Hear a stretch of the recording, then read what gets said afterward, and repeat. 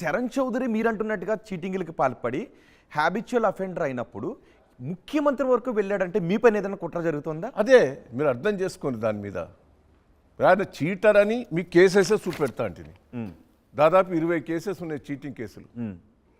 ఆయన చీటర్. అలా పైసలు ఇప్పుడు మీరు ఇల్లు కొనుక్కోవాలి, జాగ్ కొనుక్కోవాలి అనుకుంటారు. ఎన్ఆర్ఐ వాళ్ళకి తెలియదు. వాళ్ళు బోకస్ కాయిదాలు సృష్టించి ల్యాండ్ ఉన్నది 300 ఎకరాలు 250 ఎకరాలని ఎన్ఆర్ఐ దగ్గర డబ్బులు వసూలు చేసిండు. అరే వాళ్ళు డబ్బులు ఇవ్వని తిరుగుతాండ్రు. దానికి ఆయన పోలీస్ స్టేషన్ వాళ్ళు పిలిచి డబ్బులు ఇప్పిస్తే నేను అంటున్నది అది కాదు.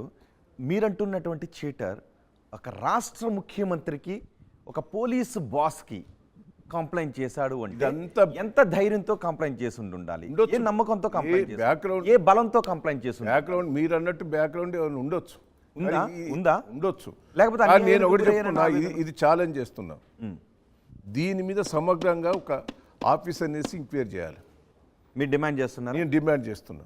వాళ్ళ బ్యాక్గ్రౌండ్ ఏంది, చరిత్ర ఏంది, ఇంకా విజయ్కి రావాల్సిన పైసలు ఏంది, అసలు నా ఇన్వాల్వ్మెంట్ ఎంత ఉన్నది, మొత్తం ఎంక్వైరీ చేయమని నేను. అంటే మీరు శరణ్ చౌదరికి ఎవరున్నారు అని శరణ్ చౌదరి పైన పరువు నష్టం దావా వేసే అవకాశం ఉందా? వేస్తాను. నేను వదిలిపెట్టా. నాకు మచ్చలేదు. నన్ను కావాలని ఫోన్ ట్రాపింగ్లో ఉన్నదని రోజు లీక్, గవర్నమెంట్లో లీక్ చేస్తాను. దయాకరావు ఉన్నది, దయాకరావు పర్వతగిలో పెట్టింది, ఇదంతా లీక్. ఇదోటి లీక్.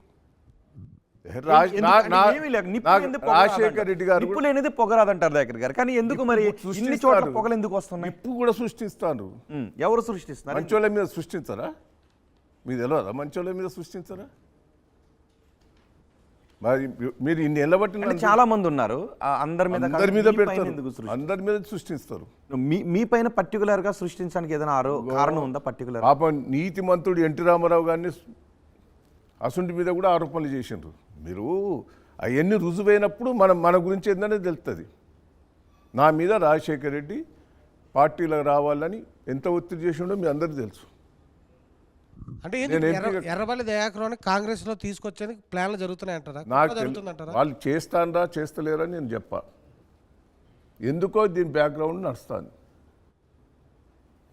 ఇందులో మీ బ్యాక్గ్రౌండ్ అంటే రేవంత్ రెడ్డిని గతంలో ఓటుకు నోటు కేసులో ఎర్రబల్లి దయాకర్ ఇరికించారు. ఆ కోపాన్ని ఇప్పుడు నేను తీర్చుకున్నాడా? అది రేవంత్ రెడ్డి గారు కూడా మనసాక్షి కూడా తెలుసు. ఏమని? బయట పొలిటికల్ కనవచ్చు, దయాకరావు సంబంధం లేదు, దయాకరావు దీంట్లో ఇష్యూ లేదని వింటున్నారా? రేవంత్ రెడ్డి గారు జైలు నుంచి విడుదలైనాక నేనే పోయినా, నేనే కూర్చున్నా, నేనే బిడ్డది అవన్నీ నేనే ముందరబడి చేసినాం. వింటున్నావా? రేవంత్ రెడ్డి గారికి మనసాక్షికి కూడా తెలుసు. దయాకరావు పొలిటికల్గా అంటే అనొచ్చు, కానీ ఆయన మనసాక్షికి ఎరికే దయాకరావుకు సంబంధం లేదని. అదే అంటే ఎందుకు మిమ్మల్ని కుట్ర జరుగుతుందని మీరు కూడా అన్నారు. ఒక పోయిన ఎమ్మెల్యేలంతా ఎట్లా పోతారు? పోయిన ఎమ్మెల్యేలు కానీ పోయిన ఎంపీలంతా ఎట్లా పోతున్నారు? ఎలా పోయారు? బ్యాక్గ్రౌండ్ ఏదో ఉండొచ్చు. ఏముండి ఉంటుంది? నాగేంద్ర బ్యాక్గ్రౌండ్ మీరే విచారణ చేయండి. నేను ఒకరి మీద ఆరోపణలు చేయదలుచుకోలే. ఏదో బ్యాక్గ్రౌండ్ ఉంటుంది అంతే. అందుకే వెళ్తారా ఎమ్మెల్యేలు? కానీ ఒక్కటి జ్ఞాపకం, నేను తెలుగుదేశం నుంచి నేను టీఆర్ఎస్ పార్టీలో చేరిన. తెలుగుదేశం పార్టీలో నేను వదిలిపెట్టడానికి సిద్ధంగా లేను. కానీ చంద్రబాబు గారు దుకాణం ఎత్తేసిండు, ఇక్కడ పూర్తి క్లోజ్ చేసిండు. ఇక మేము ప్రజలను కాపాడుకున్నందుకు, కార్యకర్తలను కాపాడుకున్నందుకు మేము 12 మంది ఎమ్మెల్యేలు ఏకమై మొత్తం పార్టీలో కలిపినాం. ఒక నిమిషం మీరు వినండి. నేను అంత తొందరగా పార్టీ మారటానికి కాదు, నేను మారను కూడా. ఈ టీఆర్ఎస్ అడిగారా మిమ్మల్ని ఎవరైనా పార్టీలోకి రమ్మని? నన్ను ఎవరు డైరెక్ట్ అడిగారు? చాలా వార్తలు వచ్చే దగ్గర పార్టీ మారుతున్నారు, పార్టీ నన్ను ఎవరు అడగలే. నా ఫ్రెండ్స్ను వాళ్ళని వీళ్ళను అడుగుతున్నారు. ఏ పార్టీ వాళ్ళు అడుగుతున్నారు? అన్ని పార్టీలు. ఓకే. మీరు టీడీపీలో ఉన్నప్పటి నుంచి మీకు రేవంత్ రెడ్డికి మధ్యలో గొడవలు ఉన్నాయా లేదా? గొడవలు ఎక్కడ ఉన్నాయండి? కానీ మీరు రెగ్యులర్గా రేవంత్ రెడ్డి మీద కంప్లైంట్ చేసేవాళ్ళంట. అన్నా అని పిలిచేది, బయటికి పిలుస్తారు. మీరు చంద్రబాబు మీద, ఆయన రేవంత్ మీద కంప్లైంట్ చేసేవాళ్ళంట. నాకు ఎప్పుడు కూడా తగాదాలు లేవు. ఆయన ఇంటికి నా ఇంటికి ఆయన వచ్చేది, ఆయన ఇంటికి నేను పోయేది. కానీ గతంలో మీరే అన్నారు, నేను చంద్రబాబుకి రేవంత్ రెడ్డి మీద నేనే చెప్పాను అని. నేను ఇప్పుడు ఆ వాక్యాన్ని సంబోధించదలుచుకోలేదు. అంటే ఇద్దరు పార్టీల పార్టీల వాదనలు పెట్టుకుంటే అది తప్పు లేదండి. మీరు పార్టీల వాదనలు పెట్టుకుంటూ ఈయనకు టికెట్ ఇవ్వాలి ఆయనకు టికెట్ ఇవ్వాలని వాదనలు పెట్టుకుంటావు, దానికి దీనికి తగాదాలు ఇక్కడి. రేవంత్ రెడ్డి పైన నేను చాలా సందర్భాల్లో చంద్రబాబుకు కూడా చెప్పేవాడిని అని మీరు తొందరపడతాడని చెప్పేది, దానికి దీనికే సంబంధం? తొందరపడుతున్నాడని చెప్పేది, తొందరపడొద్దని మనం కలిసిపోవాలనేది చెప్పేది, అది అది అది తప్ప?